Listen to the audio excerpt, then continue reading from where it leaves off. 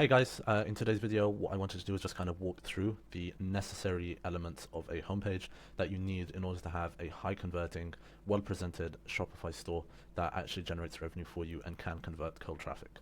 Now, you probably don't know who I am, and you might be asking, why am I qualified to talk about this? My name is Nail. I'm the founder of Creative E-commerce. We specialize in helping Shopify brands improve their page speed, their conversion rates, and their average order value.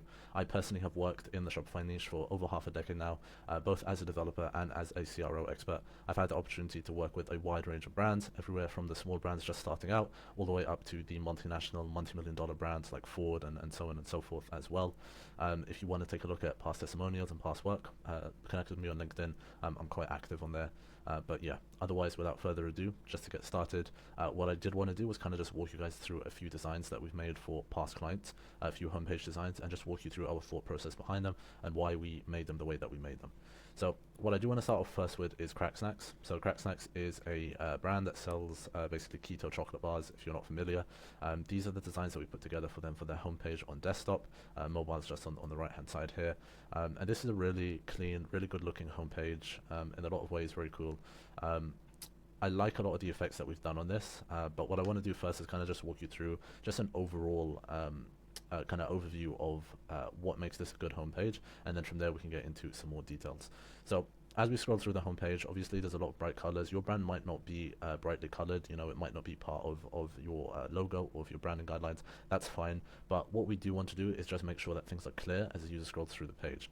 Also, we want clear separation between different sections. I think oftentimes brands get a little bit fuzzy between sections, and they might have, you know, the same background or the same type of structure with several sections one after the other, and things start to blend in with each other and look a little bit messy. So we want that clear distinction between different sections. We also want to make sure that the font is clear and easy to read, both on desktop but also on mobile.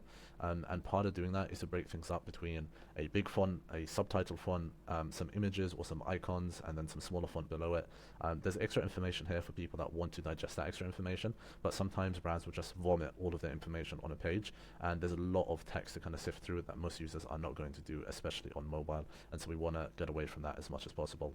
Also, obviously, we want to include social proof. Most brands nowadays do have reviews on their website, which is good, but in addition to that, you do need some bespoke sections as well, sections that, you know, show UGC content, so show what people say about your brand and about the product, and so on and so forth. And overall, what I want you to think of whenever you do a page template, especially the homepage and the product page, is you're trying to sell the user on your brand or on your product, or a combination of both. And so you really want to sell them all the benefits and all the good things that they will experience if they have your product, and all the negative effects that will happen or will continue to happen if they don't have your product.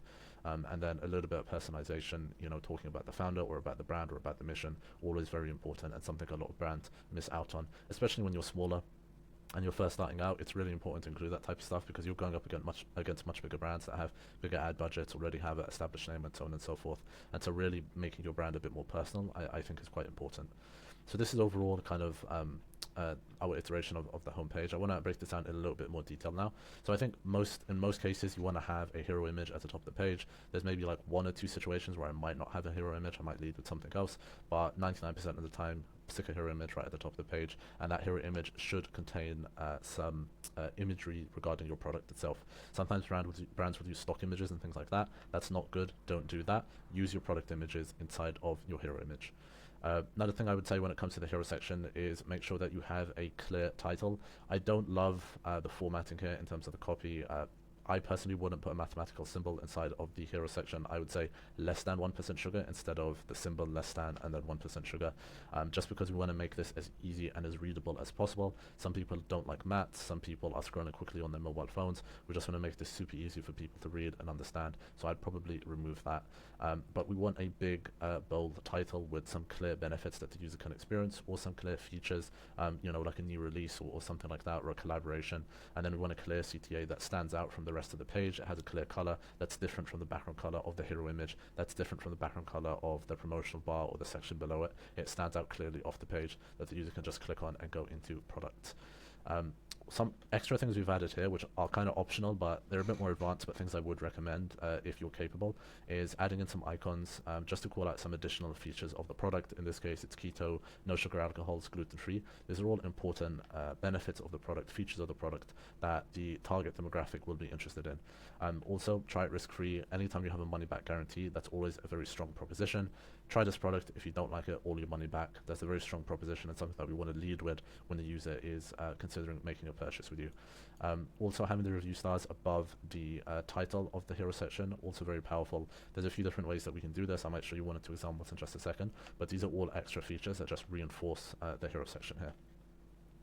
If we then come down to the quote section just below it, if your product has been featured in any publications or had any reviews by prominent figures inside of your niche, even if they're Instagram influencers or whatever, athletes, whatever your niche is, definitely want to include that on the homepage and make sure that people are aware of that. You can include the publication's logo, or you can also use a user's face, like a profile pic or something like that. I can show you an example with another brand that we work with over here, Nothing Fishy. So if I pull up Nothing Fishy and I take a look at them on mobile over here, you'll be able to see we have expert reviews here. So this woman is a registered nutritionist. She's talking about why the product is good. People who are researching this product might know this woman, and so seeing her recommending this product adds some social proof, adds some encouragement to actually go ahead and purchase the product because they trust her, and as a consequence of that, they now trust you and trust your brand because she is affiliated with it. So having some type of section there also very good. So immediately kind of user arrives on the product page on mobile, and first thing they see is this huge benefit of the product, or this addressment, that we're addressing a pain point that they have. They want a chocolate bar, but the chocolate bars that they want have loads of sugar in them. So we address that straight away. We hit them with a bunch of social proof. We hit them with a bunch of additional benefits. We hit them with a risk reversal, money back guarantee if you don't like it, and a shop now button. And then just before they click on that, they might kind of glance down on the page and just see some reviews as well from publications that they've seen before. You know, BuzzFeed said this was great, or NBC said this was great. You know, people that, or brands that they're aware of that add more social proof. So immediately, just straight out the gate, even if the rest of the product page wasn't great, rest of the homepage wasn't great, this is a very strong way to just start off when the user lands on mobile. Now, coming down to the rest of the page, overall, what we're doing is the same thing over and over again. We are essentially giving the user some information on why the product is good and why they should buy it, and then we're asking them to buy it. And so you'll see this replicated continuously throughout the product page, throughout the homepage, excuse me. So over here we have some additional benefits, you know, low carbohydrate, and this thing as well. It's like, if it's keto, obviously it's low carb. Like, it can't be keto and high carbohydrate, but what you can do here is use different types of messaging for the same pain point, or for the same benefit, that will appeal to different sub-demographics within the demographic that you're actually targeting. And so for some people, if they're on a keto diet and they see keto, they'll be like, oh great, I can have this whilst I'm on my diet. Whereas someone else might not be on keto, so they might kind of scroll down and they might see, oh, low carb, well that can kind of fit into my macros a little bit better. I'm not on a keto diet, but you know, if I can have a chocolate bar that's low carbohydrate, that's very useful. So there's different ways, different angles that we can take for the same benefits here. And again, we end with a CTA for a shop now, and we follow up with products as well, so that they can see the range of products and make that purchase. Just before I move on, I do want to go in a bit more detail on the product cards themselves. So these product cards are quite clean. I think you should always try and include some reviews inside of the product cards if you can. I think you should always try and include an add to cart CTA inside of the product card as well. And if you do offer subscription options, which for most CPG products you really should, then add a subscribe and save button as well. And then also a CTA for the section itself, so that the user can view the entire collection. So now that we've made an ask again, so we gave some information, then we made an ask, we go back to making more, providing more information. So approved by experts, we provide some more social proof here. This person is an expert in this, within this niche, and they're recommending this product for these reasons. And then obviously having several of those is more powerful than just having one. If you only have one, it's not an issue though, you can still do quite a lot with that. And then we provide some information about the ingredients as well. And I think for consumable products, or even really for products that are going for like a more natural look, or you know, we have another brand that we built most of their Shopify store, well, really all their Shopify store we designed and built from scratch.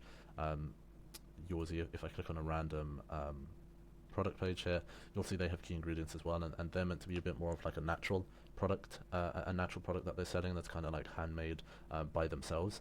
It's a husband and wife that run this brand, and they make all these products themselves. And so similar thing over here where it's like we want to talk a little bit more about the different ingredients that a product has. A lot of these are just placeholders, but this can be replaced with actual ingredients that go into the product itself, and just reinforce that more kind of natural feeling or natural element of the product. And then obviously if the user wants more information, we can redirect them to a page that has all of that information. If the user wants more information, then you should never restrict them from getting that information. You just don't want to bloat your home page with all of that information. So provide them with a little bit of information. If they want more information, you can go to another page that has everything that you need. Otherwise, we're just going to move on to the next section. So then we come down over here with the next section, and we're making an ask again. So we provided a bunch of information, social proof here. Now we're making the ask. Do you want to add to cart? Do you want to subscribe and save? Then we provide them with some more social proof, and then we come down to a category section over here. These are good to kind of dot around the product page as you get a bit, the home page as you get further down on the template, just because people might not necessarily, they might feel a bit overwhelmed or might be a bit unsure of what exactly they want, and especially if you have a big product range, if you have a big catalog, having these types of sections are quite useful because you can kind of funnel users into different collections and start to narrow down what exactly they need and hopefully get them to convert from there. So again, we make another ask and then we provide some more information. We offer them a bundle, so this is now we provide information and then we follow up with a special offer where it's like, here's more information about why the brand is so good, and then buy two get one free, or whatever your bundling proposition is, just to save some money, and that makes that more attractive as well. And then we come down here, and I really like comparison charts because it can very clearly compare why your product is better to popular brands that most people will have heard of, most household names and things like that. So we compare the Krat Snacks bars to Snickers and Reese's and some others as well, and just make it very clear why this product is superior in a lot of ways, from nutritional point of view, and from some other aspects as well. And then some more information on the founder, and we finish off with some social proof. So this is a very well put together homepage. It very much kind of follows that basic pattern of, here's some information on the product, here's some social proof, here's an ask, here's more information on the product, here's more social proof, here's an ask, here's more information on the product, here's more social proof, here's an ask. We mix it up a little bit, but that's kind of the basic pattern that we follow, and that's usually what we would recommend for most homepages.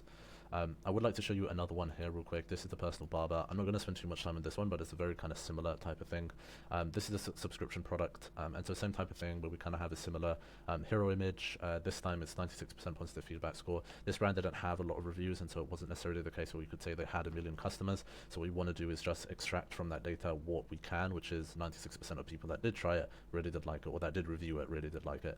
And then we kind of add in some featured publications as well, just inside of the hero image itself. The hero image can be made a bit bigger or a bit smaller, just depending on what you want to include in that.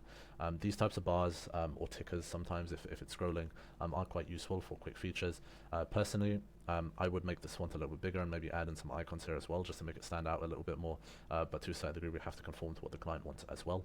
And then, we have information about the brand, about the product. We make the ask, give them the opportunity to build their own box. Then we have, more happy customers and so on and so forth.